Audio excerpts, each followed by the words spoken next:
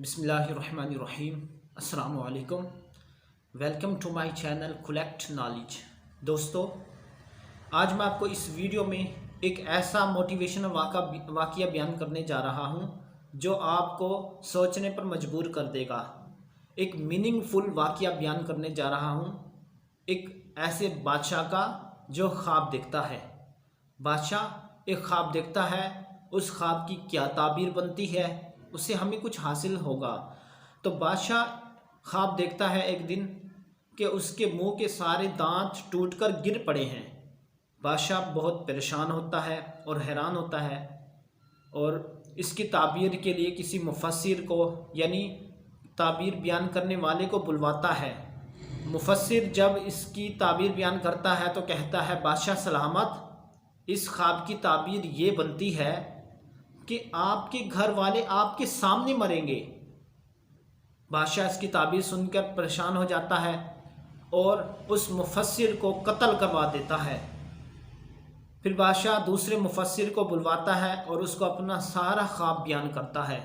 तो वो मुफस्सिर बादशाह को कहता है, बादशाह सलामत, आपको मुबारक हो। इस ख्वाब की ताबीर ये बनती है कि आप अपने घर वालों में से सबसे ज़्यादा लंबी उम्र पाएंगे, आपकी एज ज़्यादा होगी। तो नाज़रीन, क्या इस बात का ये मतलब नहीं बनता कि अगर बादशाह की लंबी उम्र हुई, बादशाह ने लंबी उम्र पाई, तो उसके घर वाले उसके सामने मरेंगे। जी हाँ, इस बात का यही मतलब बनता है कि उसके घर वाले उसके सामने मरेंगे। लेकिन बात बात में और लफ्ज़ लफ्ज़ में फ़र्क होता है। आपके मुंह से अदा किया गया एक एक लफ्ज़, एक एक जुमला, एक एक हर्फ किसी के लिए मरहम भी हो सकता है और किसी के लिए तकलीफ़ का बाइस भी हो सकता है। इसलिए अपने मुंह से जब भी कोई लफ्ज़ निकालें तो खैर का निकालें, ताकि दूसरों को तकलीफ़ ना हो, दूसरों को राहत पहुँचे आपके अल्फाज से। तो इसलिए अपने अल्फाज का चुनाव बेहतर किया जाए, बेहतर अल्फाज मुंह से निकाले जाएं।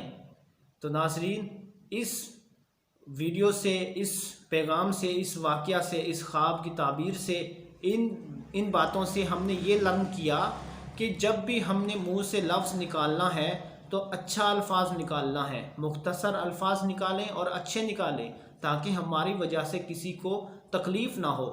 नाज़रीन, इसके साथ अब मैं इजाज़त चाहता हूँ। अपना और अपने घर वालों का खूब ख्याल रखिएगा। वीडियो देखने का बहुत बहुत शुक्रिया। Thank you.